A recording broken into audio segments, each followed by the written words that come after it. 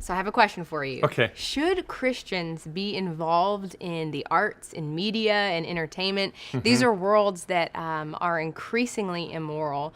And a lot of parents are worried about sending their kids there. We're here with Tom Gilson, who is the author of Critical Conversations. And this is all about having conversations with your children about homosexuality and with teens. Right. And a lot of parents are concerned. Sure. American Family Studios, we make media, and our slogan is to inspire, uplift, and encourage. But I had a lot of concerns going into a field that is so liberal. But what do you have to say? Should Christians be involved? Sure, we should be involved. We should be equipped and prepared for what we're going to face because there is a lot of diversity in viewpoints, ideologies, morality there. And I think that before parents even before you send your child to college, and even if it's engineering, you need to have your children equipped to understand that the Bible is true, and not just believe it because it says so, but believe it because there are really good reasons for knowing that the Bible is true, and that the Bible is good too, and so that God's commands are not just arbitrary; they're for our good. So, with that kind of equipping, if someone is well grounded, then they can walk into these situations and stay firm.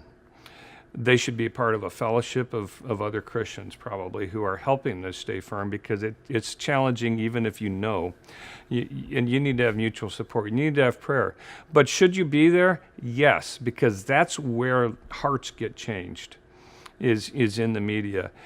And if we don't have any place in the media, if we don't have any place in the arts, then the people who are doing all the effective work on changing hearts will be people who are changing hearts in the wrong direction, which I think, by the way, explains a lot of why culture is in the shape it's in today.